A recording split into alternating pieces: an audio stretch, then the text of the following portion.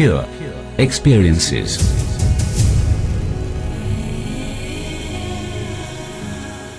Welcome to the Pure Experiences Podcasts.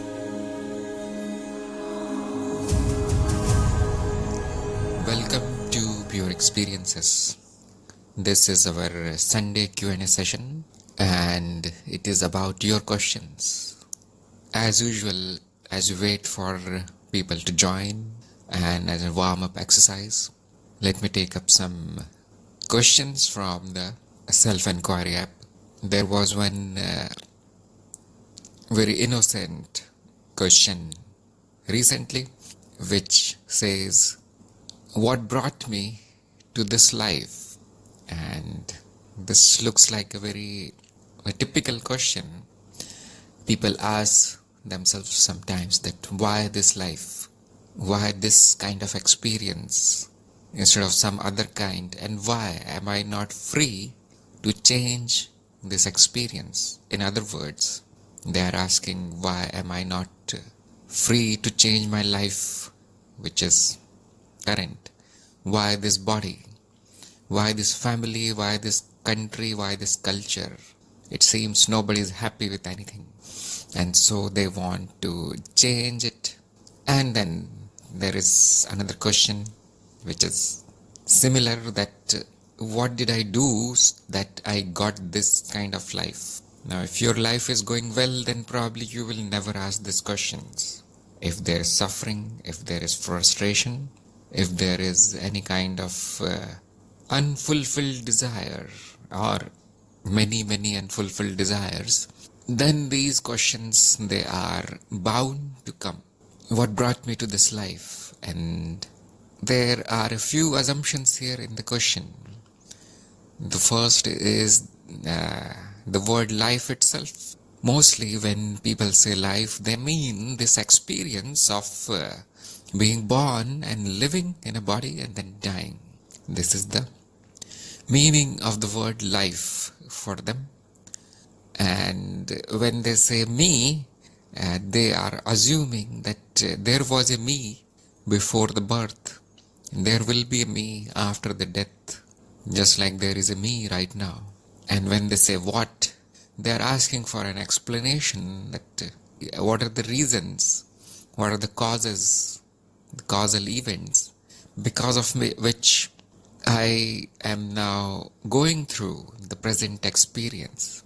So as you can see, a question based on ignorance will have this quality of innocence, of assumptions, because these concepts were fed into that mind.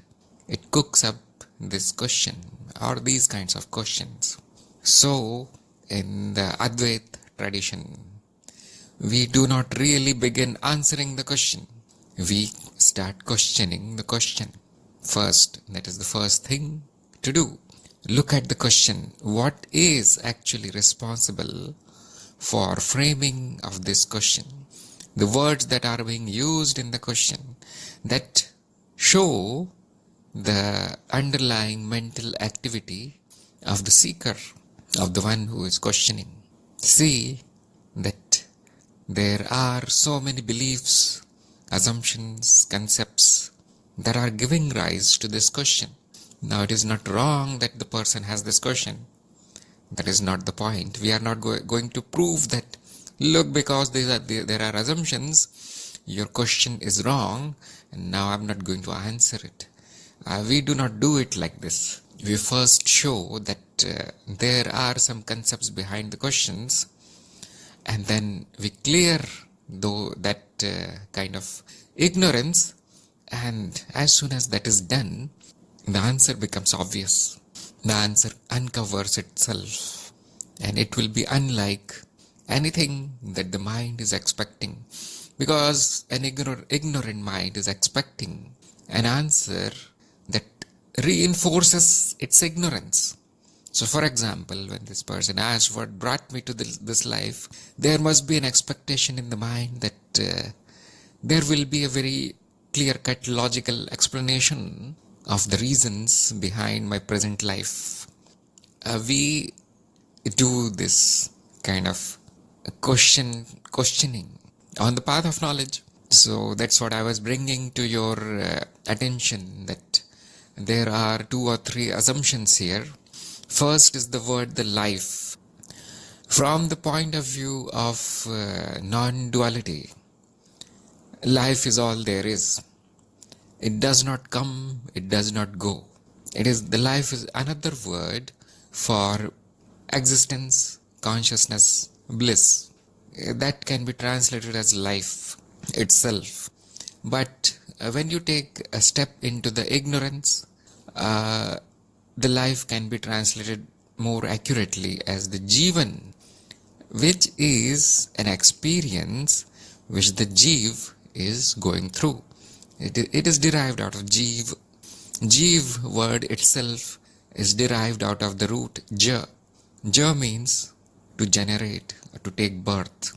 You see, all the words that come out of Jan, they come out of this root to take birth, Ja.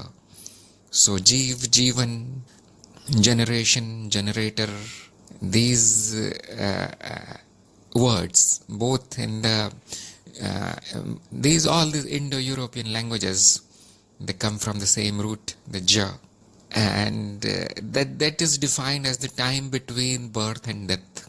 That is in the language of ignorance. But in the broader sense, the life never goes. It is ever present. What comes and goes are various experiences in the life. Life is a series of experiences. We delineate, we cut the experience from birth to death, present birth to present death, and we say that it is my life.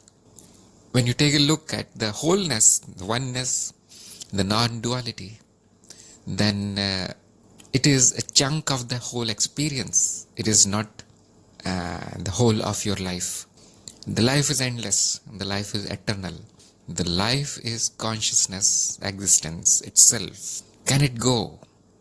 Can it come? If I say it came from something, then that something is already there. And it has to be the existence consciousness only. Otherwise, there is no way to establish it. Otherwise, there is no way to experience it. It is as good as not existing. It is imaginary. So out of necessity, logical necessity, you will find that it is not possible for the existence or the life to go anywhere, to come from anywhere. If it goes, where will it go? If it disappears, where will it disappear? It is the only thing that exists. So life is all there is. The bodies come and go. That is our direct experience. That is the reasonable, the logical answer. So the answer to the question, what brought me to this life, should be obvious now. That life is. The experiences come and go. Why do they come and go? It is the nature of the experience. It is impermanence itself. If it did not change, it wouldn't be experience. Have you ever witnessed an experience that did not change? Experience, impermanence, change, time, the flow of events, and memory and mind, one and the same things. Look at this. There is one experience, and we ascribe many words to it. From when we look at it from many various angles, we find it convenient to use different words. It is multifaceted like a diamond. So when we are looking at it from different sides, we use different words to describe it. And when we look at a small part of it, we call it the Jivan. You see, probably there is no English word corresponding to this. So that's why there is a confusion. There is no English word that says differentiates between life and Jivan, as far as I know. So, and then the question becomes, then why this experience? Okay, the life never comes, it never goes, it is a continuous series of experiences. Why this experience, and why don't I remember other experiences? So the answer is clear, that the I is an experience.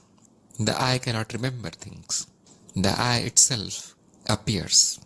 When the body was born, there was no I also. Probably you don't remember now. You remember only that part of this experience when the I appeared. Probably a little bit before that. But that is also now designated as the I. I was playing and I had a dog and so on. Even though the child did not say the word I. So you see, the I is born. The I did not come.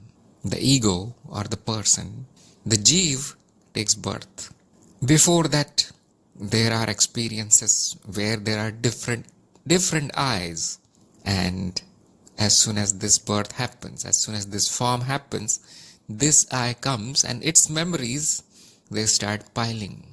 Because it is a very limited form, it can access only those memories which are associated with this structure of the ego right now. Now that is the technical detail here. So I think Anil has a question, but let me finish this one in 2 minutes. So usually we don't remember this life also. We remember only the things that are most important for survival. That's all we remember. The memory and recall of the memory should not be confused. The memory is everlasting, you see. The mind is forever. And recall is on a need basis. Whatever is really needed can be recalled by this Jeev, by this limited entity, the person. And only that is recalled, which is important, which is required. Sometimes that is also not recalled. Sometimes you must have seen. You want to go to some place and then you forget the way. Then you keep driving, searching and asking. So even though it is important, sometimes it is not recalled. The recall is very, very unreliable. And this must be your experience. And there is no surprise that we cannot recall all that millions and millions of experiences. There is no surprise. It is not seen as important by the current life processes. Recall is not important. The experience is important for the Jeev, and its memories are being stored. They never wipe out. They never go away. Even the tiniest details of the current experience are being stored. The only thing is they do not reappear as a recall. Only that reappears which is of some value for survival. But all these memories that are stored are governing the present experience. And that should be the reason for the current experience. All the past stored experiences, that is the reason. Our own actions, like we say, our karma is the reason for current experience. Current quality of the life is determined by what is stored in the memory in the causal body. So I'm not going to go there because we have discussed this many times. So the question resolves itself now. So Anil's question is, when did we ever witness consciousness without a world, without some experience or perceptions? Isn't the light of consciousness just appearance too? It doesn't really exist. Yes, beautiful question. Consciousness has the word con in it, C-O-N, which means together, conference and all that. So it is always together with the experience. You can call the experience as the experience of the world, experience of the body, experience of a personal mind. This subjective experience. All of it is subjective. So it is always together. Consciousness, the word means to see together. The SCI is there in the consciousness, which means knowing actually, to become known. So these two are known together always. Why? Why is that? Because they are one. It is like two sides of a coin. They are one. You can look at both the sides. You can look at it at one at a time, but not independently of each other.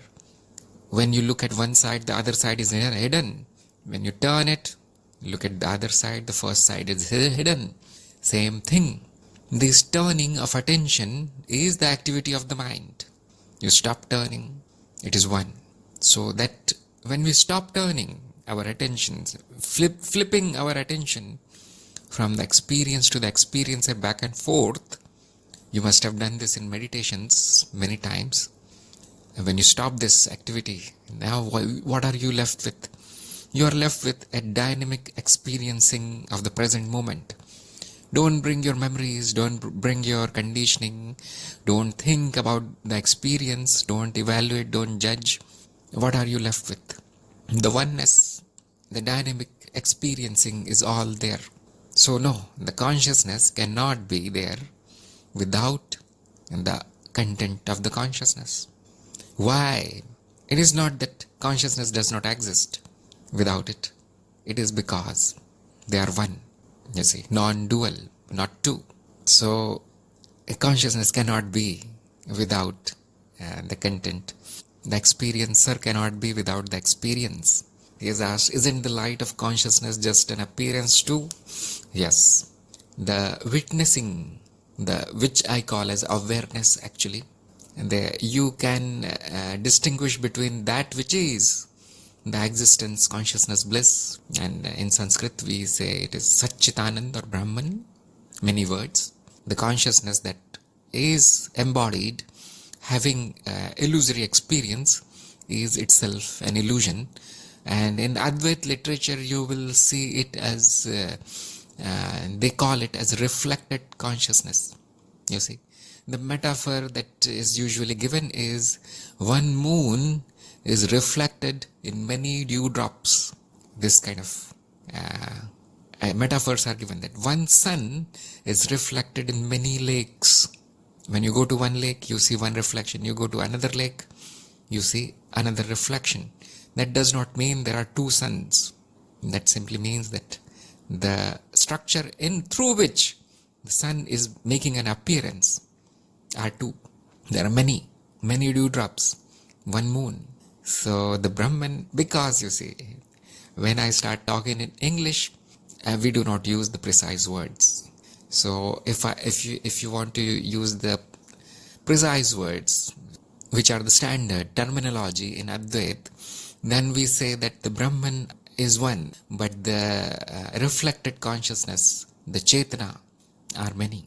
You will need to go into a little bit of literature to find these words and what they mean. But roughly we can say in English that we will need to distinguish between the existence, consciousness, bliss, and consciousness. So consciousness is an illusion which appears as two, which always appears with contents. When you merge the contents with the witness of the contents, then there is only witnessing. There is no one witnessing. There is only witnessing. So light of consciousness does not exist if it's not shining on something. It can be tricky. There is a podcast episode on this very topic, which is titled The Illusion of the Self. It is highly recommended that you listen to that topic, because there we destroy this illusion of the self also. The self does not really exist apart from the contents which it is witnessing. So can we say that there is self independent of whatever it is witnessing? No such thing. That is what Gautam Buddha was talking about. It is seen as emptiness, and that is what is being described by the Vedic scholars when we say, well, it is not an object, you cannot see it, you cannot grasp it, the fire cannot burn it, and the water cannot wet it. That means it is not a phenomena. What is it then? It is pure emptiness, just witnessing. And things appear in that, and they come and go in this background of witnessing. So yes, the act of witnessing is something very tricky. The mind cannot see it. He's asking, does that mean the appearances within the non-dual never ceases? Are we sure of this? These questions can be answered through logic only, not through direct experience. And I'll demonstrate how to answer these questions, how to see that the experience or the appearances, you see, one and the same thing. All the experiences are nothing but appearances. There is nothing true about any experience. So just imagine that the experiences ceased. The experiences or the appearances stopped. Just imagine. And now there is an experiencer of this experience also, of this stopping also, which really means that the experience did not really stop, isn't it? The witness of the experience is still there and it is witnessing the stopping. That is why it can say that it stopped, but now it is witnessing the stopping of the experience. It is witnessing the non-happening of appearances. So it contradicts itself, you see. That's why we say it is necessary for the experiences to not stop, because the other option gives rise to contradiction. If I say, no, the witness is also gone and the experience is also gone, probably this is the case. But then there is no way to establish it. The only way to know is by witnessing. The only way to know anything is by becoming conscious of it. If you say consciousness is also gone, then nothing can be known, and whatever statement I am going to make about this unknowing, they are going to be a fantasy. They are going to be imaginary. They are not the truth. I just cooked up something. Oh, it is gone, everything is gone. But this is only a statement, and truth of it will never be established. Similarly, you can say that the appearances started at some point. The experience started at some point. Probably it will never end, but it started. And again, you can assume that, look, at this point it started, and I witnessed it. I witnessed the start of it. That means I witnessed the time before the appearance, and I witnessed the time after it started. Otherwise, there is no way to establish it. Otherwise, there is no way to claim that it started. And so again, we find the same contradiction, that you were there, or the witness was there, witnessing the absence of the experience, the absence of the appearance. And so it contradicts itself, because if you are witnessing something, that means the experience is already there. Now it is appearing in different form. That's all. That means that form changed. The experience did not start. The contents of the experience changed. The contents of the consciousness changed. So it is necessity. It is, there is no logical alternative besides the continuity of the experience, besides the eternity of appearance. Why is that? Because the appearances do not happen in time. When you use the language of time, you are bound to land in a paradox. You're bound to land in meaninglessness. So he has used the word ever, like, when did we ever witness consciousness without a word? The word ever suggests time. The existence consciousness bliss is timeless. Time does not apply. And when you try to apply time on that which is timeless, you end up with absurdity, like it cannot be explained now. So we make this mistake because mind has this tendency to use its the experience of the time, its concepts of the time, and it is successful in applying the time to everyday objects. You see, this, probably you're drinking the coffee. The coffee did not exist before. The experience of the coffee did not exist. It arrived, then coffee is finished, now it's gone. So you see, the time and memory, they apply nicely to everyday objects. But when you try to apply this, you see, the imaginary concepts, time is imagination only. You never witness the time. You witness only present moment. We call it time because of the memory. And you try to apply this imaginary concept to the truth itself, to the existence, consciousness, bliss, the Brahman. It fails miserably. And some people will say, oh, because my concepts do not apply, that means whatever you are postulating is false. Well, look at your concepts, they are false. And that's why they do not apply. So our direct experience is timelessness. Our direct experience is continuous appearances. And they do not cease. They do not stop. It is eternal. That's why we say consciousness is eternal. And because I am that, I am eternal. So, never cease. That never cease. The non-dual experience never ceases. Anil is now asking, isn't deep sleep exactly like it? No knower, no knowing. No, it is not like it. The consciousness never disappears. In deep sleep, the consciousness is witnessing itself. This is standard Vedantic, standard Advait answer.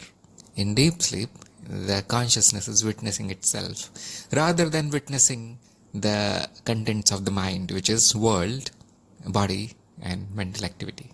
Because it stops, all of it stops. What happens in the deep sleep, which is a state of the mind, you see, not a state of the existence. The existence has no states. The existence is non-dual. It has only one state, you can say. The self has only one state. And so, in deep sleep, it remains as it is. It remains as it was in the waking, dreaming, or what do you call, parlokik, that means beyond the world states. It remains as it is. The knower is as it is. The knowing is as it is. The experiences has changed. And what is the experience of deep sleep? It is reduced activity of the mind. Reduced activity of the mind, that's all it is. In the waking state, there is a different kind of activity of the mind, where the mind is engaged in senses. Right now you're seeing, listening, doing, so on. That's why the mind is established in the body, because the senses are housed in the body. The senses are part of the structure of the body. That's why there is this illusion that I am the body. You see, there is nothing wrong in calling myself as the body in the waking state. Because I am the body in the waking state. I am engaged in the sensory activities, which we commonly call as the world, the physical world. It is nothing, it is sensory activity. It is being produced by senses, activity of the senses. Otherwise, there is no world. And in the dreaming, it is engaged in its internal memories. No senses, you see, it is magic. How can we see it without the senses? But no, there are internal senses. We say something like this. There are internal structures in the mind that produce the imagery and sound in the dream. As you must have noticed, it is slightly different. And in deep sleep, this activity stops. Engaging in the sensory structures stops. It is not that there is no knower. It is not that there is no knowing.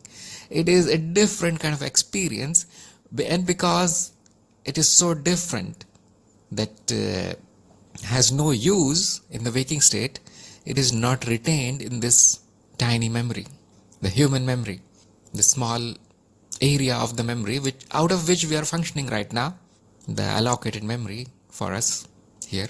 It does not go in that memory.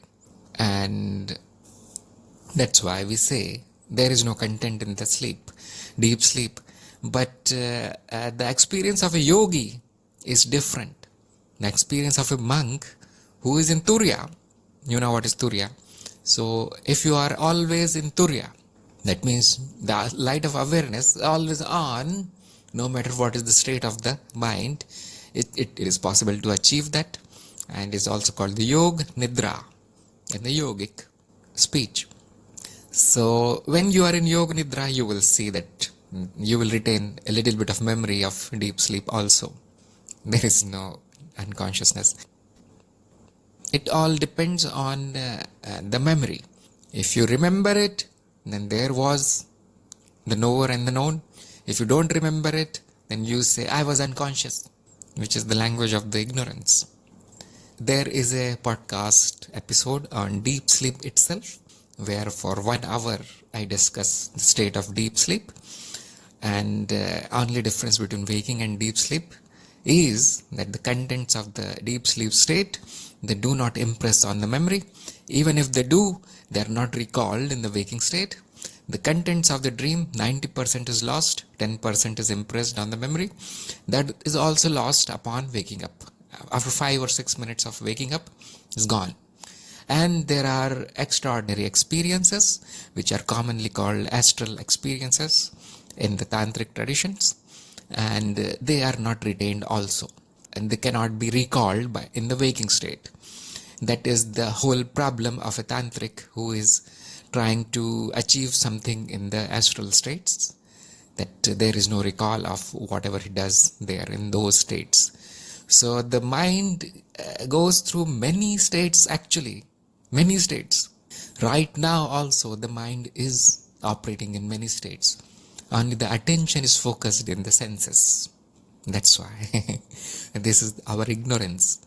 You have not explored the whole of the mind, and that's why you think that there are only two states of the mind. One is waking, the other is deep sleep. One is conscious, the other is unconscious. And this is very, very narrow, ignorant view of the mental activity.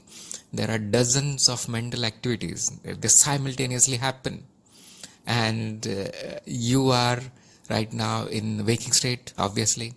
You are also in a dreaming state, because that level of the mind is also active. The imaginations are happening, you see, that activity is happening. You are also in the astral states. There is a connection there, and you are also in the deep sleep state right now. So that is the correct definition of turiya. When your awareness is so widened that you can now see whole of your mind, that is turiya. That is the fourth state, which is not a state. That can be confusing, isn't it? So you will find that the Gyanis, when they do this kind of lectures, they will write on the blackboard 3 states of the mind, a 4th state, turiya, and they will write below that it is not a state. Why? Because it encompasses all the states, all the activity of the mind. So there is another podcast episode. I'm sorry, I'm sending you back to because we have discussed all these things. You have these questions probably because you have never heard the whole series of podcasts on the states of the mind. If you go through it, all these questions will disappear. All this confusion about what is consciousness, what is deep sleep, why am I unconscious, why I don't remember, all these things, all these questions will be answered forever. It is not a philosophical discussion. It is matter of factly, I will state what happens. No philosophy there. So please go through it. If you want all your questions to die forever, go through all those episodes, because you see, that's why they are there. That is why I have taken the trouble of recording and publishing and transmitting them. Otherwise, you will keep asking these questions. The main point of Sunday Q&A is that I want the seekers to go and do their background work first. I want them to go through the material that is already there, and if that does not satisfy their curiosity, then they can come and ask any questions in the Sunday Q&A. That is the whole point. That is the whole exercise of satsang, you see. But usually it is not possible for an average person to listen to that much amount of material in 1 week. So what I recommend is you go through the essential first. There is a link on the Podbean page which takes you to the essential listening, like the choice of the author. There are 10 or 15 episodes there. At least you cover them, and then probably you will be encouraged to know more. So usually people don't do this, and therefore we start everything from scratch.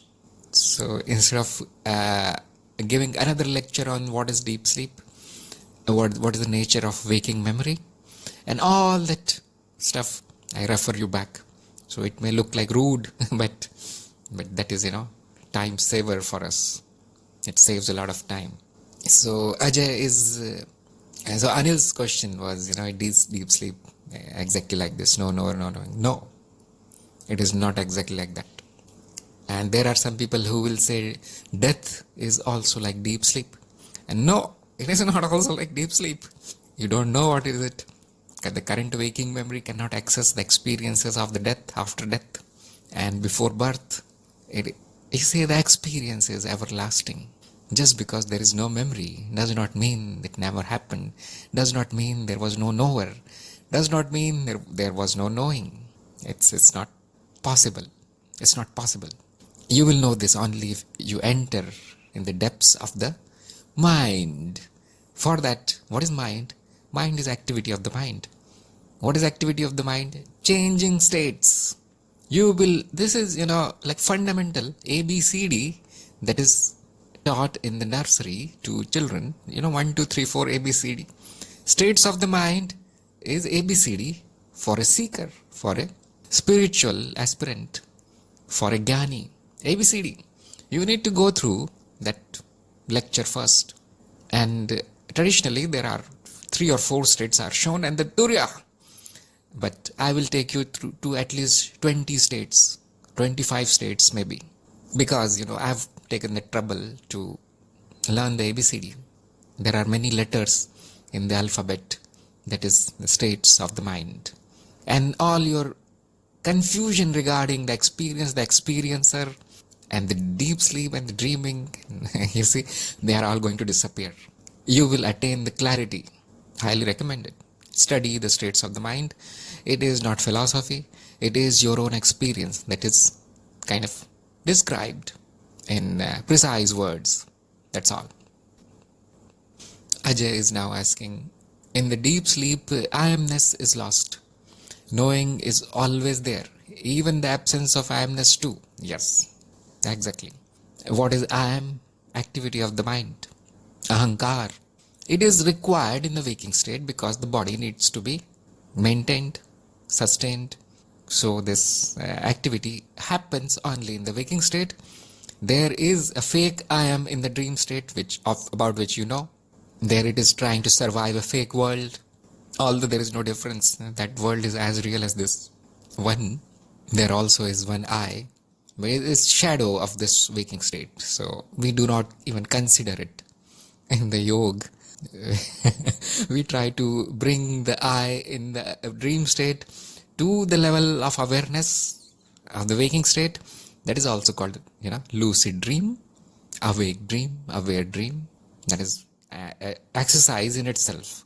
So on my Hindi channel, I go into the depths of the dream state, how to bring your awareness up in the dream state, bring it higher than the shadow, like confusing, degenerated states of the dream that we experience. They can be improved. So, swapnavastha, we can be, you can experiment on that, you can improve it.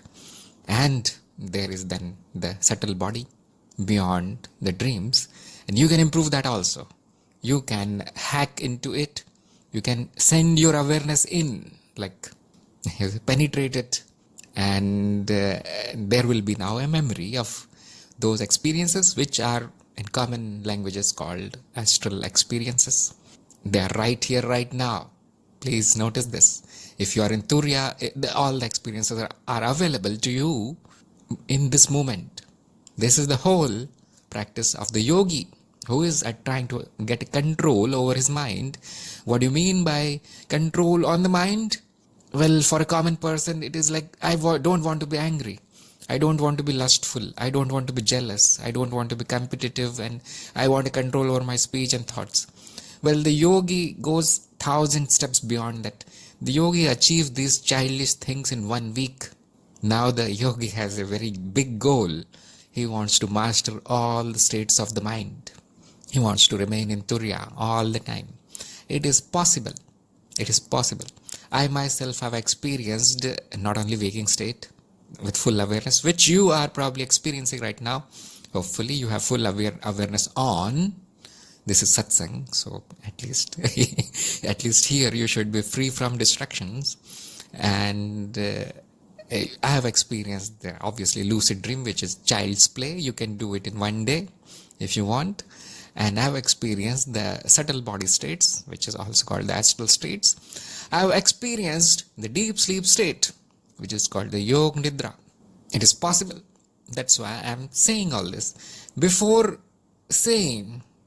lecturing and prescribing the methods, usually I try them out first. I do it first, and then I say. Then I go into details, then I write the slides, then I write the blog post. Otherwise, I'll say, well, I heard it here and there.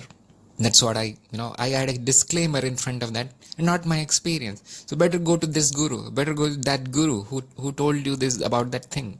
And yes, there are dozens and dozens of states. If you want to classify them, you can do your own classification actually. As you encounter the states, you can write a whole book on that states of the mind. So Anil is saying sleep paralysis is one more state. Yes, it is just a state of the mind. There is a state just before going to sleep paralysis. It is called hypnagogic state. And there is a state just after coming out of sleep paralysis. It is called hypnopompic state. Those who study psychology, those who study states of the mind, they have given names. And they are very strange names, you see. Like in the botany and zoology, how we classify the animals. And we say the name of the animal, the scientific name of the animal, and nobody knows what it is. And when I say formica, well, nobody knows. It's an ant only. You see. So you are familiar with all the states, only you do not know the technical names. So Ajay is right. The ego appears only in certain states. Whenever there is an interaction with other entities, you will find the ego appears. It will appear in any states of the mind, any kind of state. And if you do not have the control, if you do not have the knowledge, your knowledge brings the control, then you will be confused, you will be fearful, you will avoid it, you will erect barriers around all these experiences, and then your experience will reduce to experience of an ordinary person, ordinary ignorant person, which is the I as a body in the real world, real physical world. It is totally boring. It is kind of a rotten bread compared to the 5-star feast which a yogi is having. So that is our attraction, isn't it? We want to taste that all these states of the mind. We want to retain the memory. We want to study it. We want to hack it. We want to use it, utilize it for desire, fulfillment, whatever. I mostly do it for knowledge. That is my desire. So, ordinary person is, just munching on the rotten, dry bread of the waking state. It is miserable. Anyway, so Anil is saying, possibility of illusion of time seem eternal too, cause there will always be appearances when there is a witness.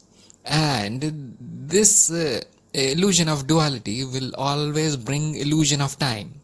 Witness always seem to drag along Maya with it. Exactly, a very nice, very good observation there. How to witness non-duality? There is no way. There is no way. It has to appear as an illusion, and when it appears as illusion, it appears as two, the experience and the experiencer, and the experience is always illusory. That means comes and goes, does not stay, and as soon as it changes, that means there is a memory. Otherwise, how will you even say that it changed? It is, the permanence appears as memory. Can you see?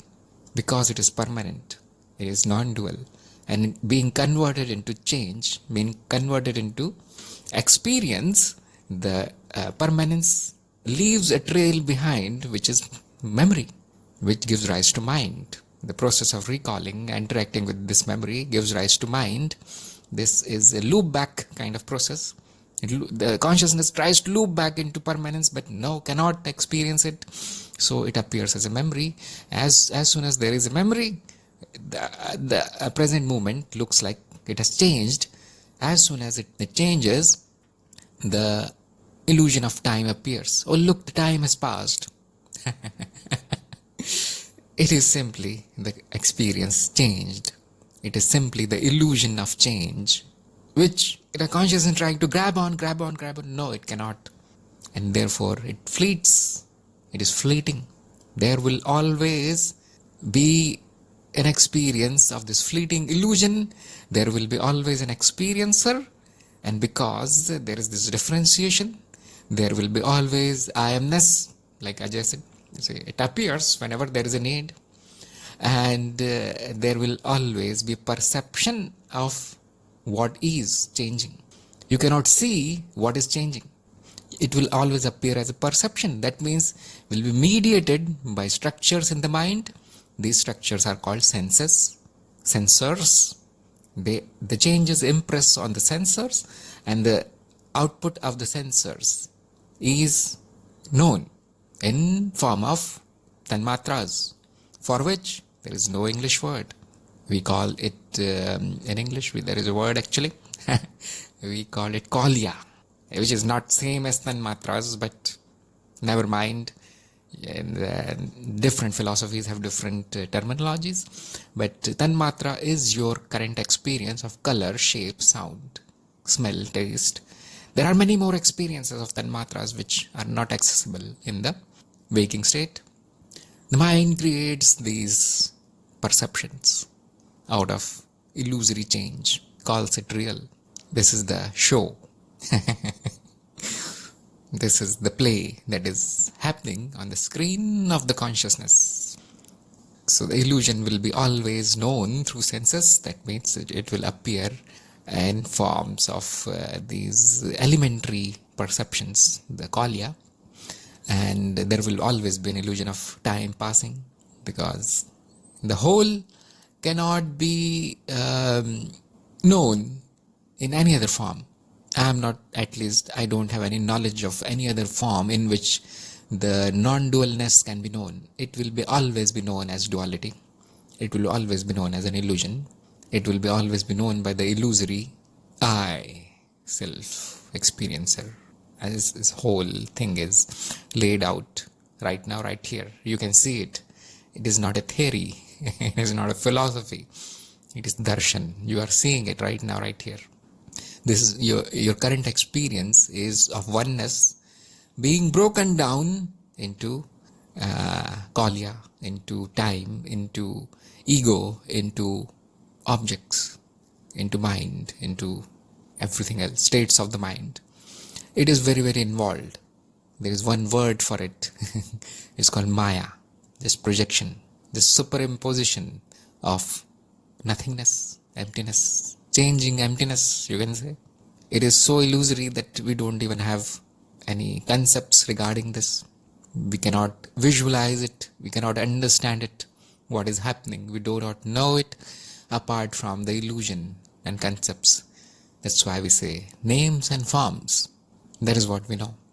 Therefore, the knowledge of the experience part is always a knowledge of the names and forms, and it is always illusory. It is always false. We do not concern ourselves with the experience. We are more interested in the experience. What is it? What is it? And you cannot even grasp that. Anything you say about the experience is bound to be wrong, bound to be false. So the true knowledge is represented by silence. The great Guru is silent. Silence, silent transmission. You just look. That is the whole knowledge there is.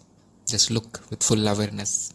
It is the whole thing that can be known is right here, right now, and it is only this much. That is what we are interested in, isn't it? And for the ego, it is very boring and simple. But for the Jnani, this is the biggest amusement that is, possible. It is amusing. Anil is saying synesthesia is one more state regarding tanmatra.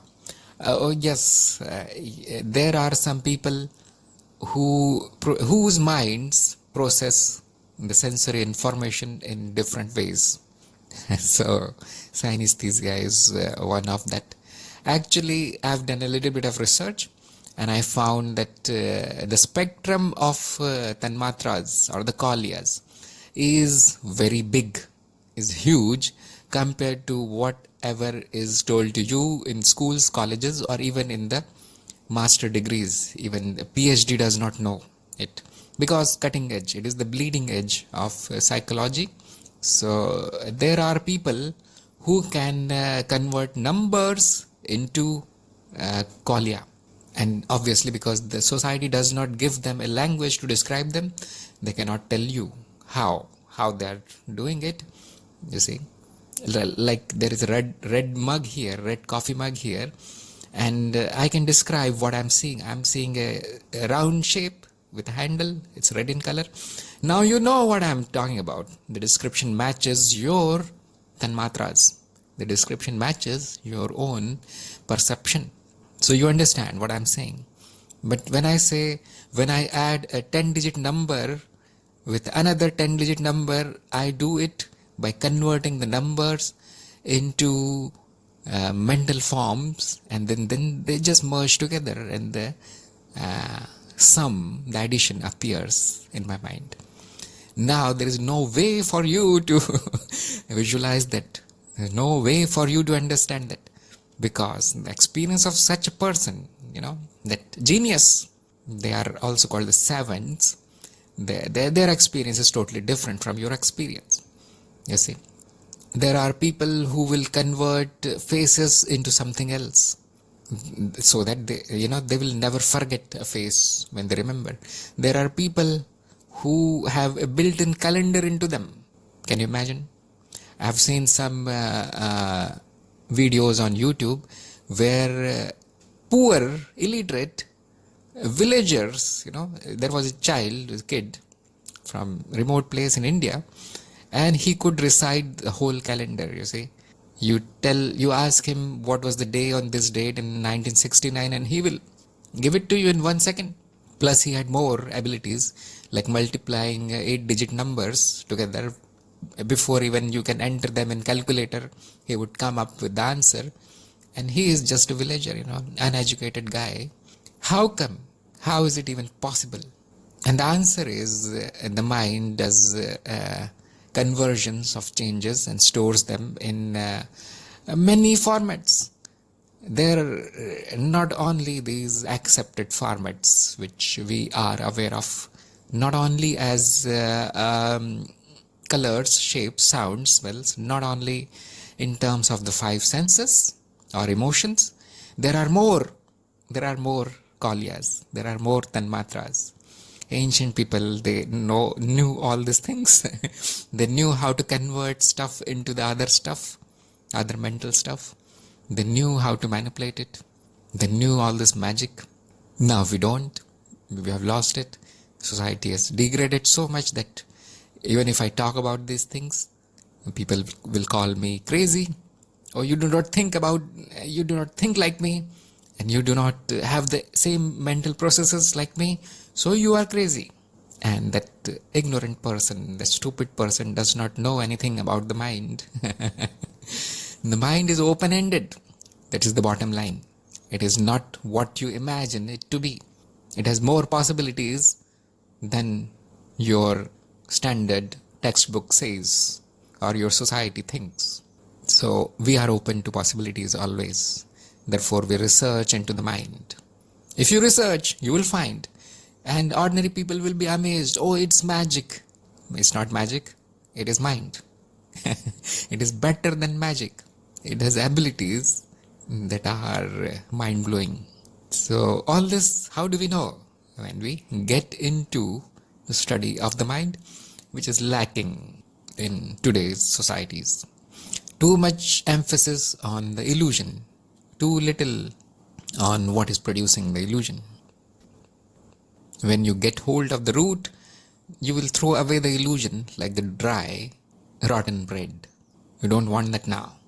Therefore, you will find that the path of Tantra, this is Tantra actually, technology of the mind or science of the mind. We are not even talking about the Brahman consciousness, nothing that's too high up there. I am only talking about the mind that appears, that which appears is the mind. The study of the mind is Tantra. And the Tantra will also take you to liberation, because lose interest in what is appearing in the mind. You see, you hold on to this house of bricks and cement. Why? As if it is real, because that is the only reality for you. What if you could build palaces which are more real than this one using your mind only? What will happen then? You will lose interest in this, puny house of bricks and dust. That means detachment has happened with the lower layers of the mind. It is all dirt for a yogi. This whole world is like useless pile of garbage for a tantric. Not interested. And so, next birth will not happen here. He is liberated from the human body, human birth, human world, this Mrityulok. That's why Tantric is above the physical existence. He is above birth and death, and he is immortal because he is now covering a greater area of the mind and he controls it. So, Tantra will also take you to evolution, to liberation from this simple existence. So hopefully that answers these questions. So no questions? Hopefully everybody can hear me. Heavy download going on here. This is Windows, you see, it starts downloading at the wrong time all the time. But I think my voice is also going through. So if you cannot hear me, just let me know. So there has been a little bit of development in our group. The meetup.com group was closed down, and my idea was that because it is very limited only to the Pune region, and I was paying them a lot, so I closed it down. And my idea was to use that money to promote our group through Facebook advertising, and a disaster happened. My account got disabled. I don't know why. Probably I did something wrong. So now the Facebook won't let me log into my Facebook account. I paid them money also, and that money is lost probably now. About 2,000 rupees I paid them to promote my group. They are promoting it, but I have no way to manage it now. My everything got disabled, Anil. Personal profile, because they do not let you make a group. You will need to make a personal account first. So I made a personal account. Then they asked me to upload photo. Otherwise, won't let you log in. I uploaded my photo. Then they asked me to give my phone number, and I did that also. And now they are asking me for ID proof, and I cannot log in. They say your account is disabled. So when I tried to promote the group, they said, no, you cannot promote the group. You need a page, a business page. So I set up a page. I promoted the page. Now, obviously, people come to the page. They do not see the group. So I tried few things, and then, it was all disabled. Oh, they are banning fresh accounts. Very good. Why don't they just shoot themselves in the head? Because nobody will join them then. So I had bad experiences with Facebook even before people started using it. It is probably 20 years old now. So I said, no, I'm not going to join Facebook, but I had no other option, because I now want to expand our group a little bit beyond Pune. So yes, Facebook is a total mess, a very bad experience. You see, one day was ruined. My whole day was ruined because of Facebook, and I tried to find ways, but it's not. And there is no guarantee that even if I provide them with my IDs, and even if I appear personally in their code, there is no guarantee that they will not block the account again. You just click at one wrong place and they ban you. So I said, it's not for us who prefer freedom. Yes, it's kind of a tyrannical state, Facebook, and they are kind of ruling their users.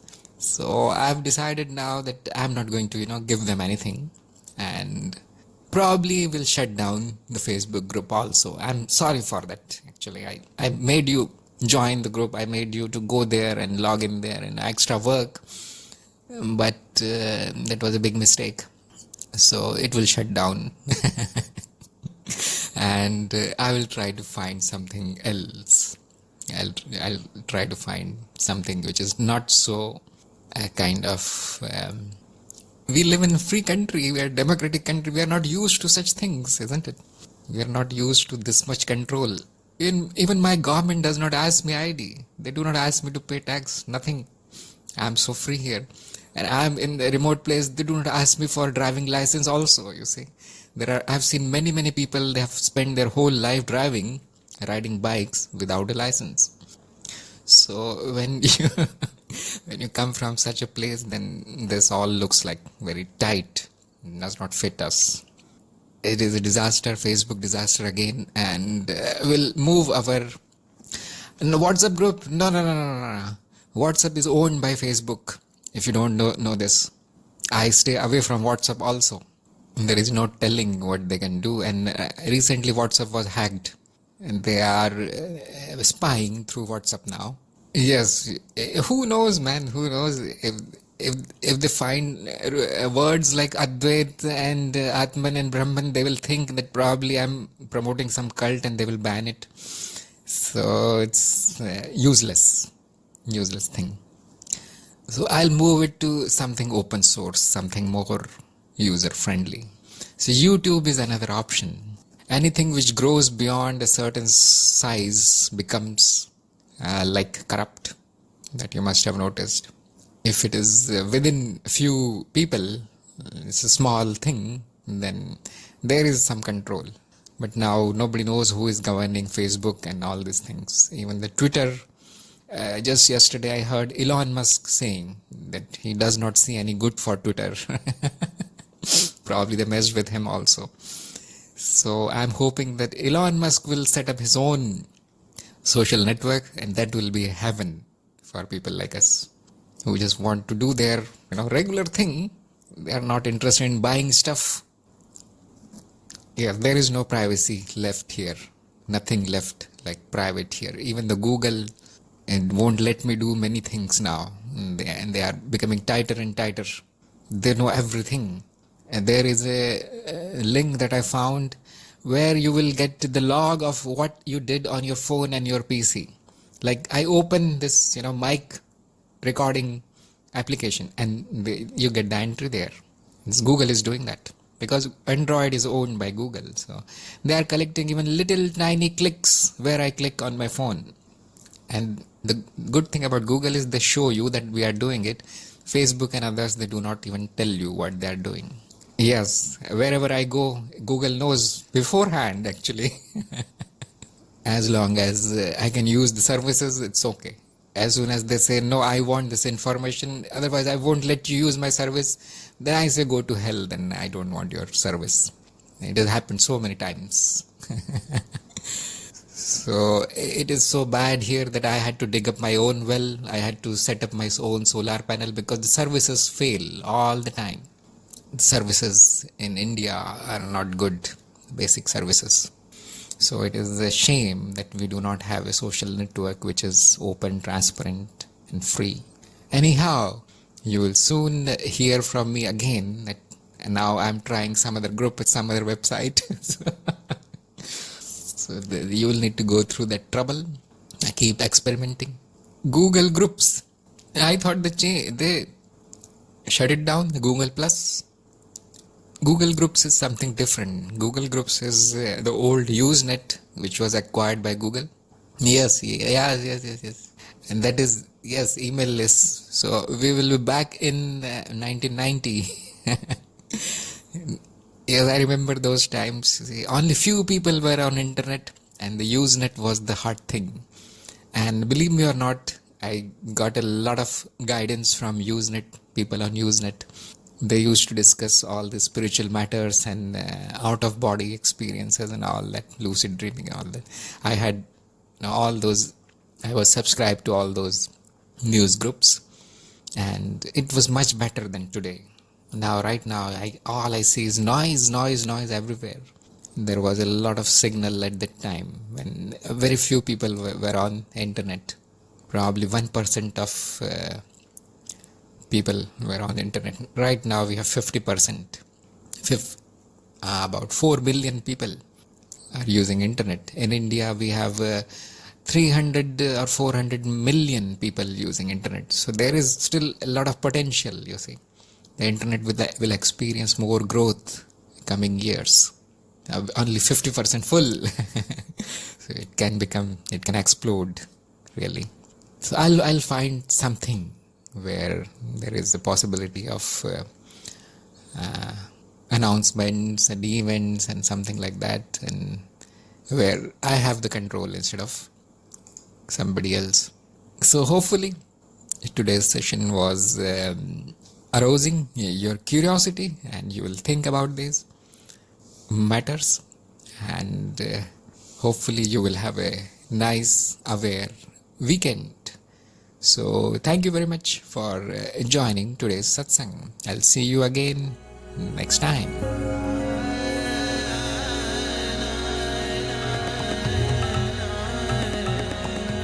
Pure experiences.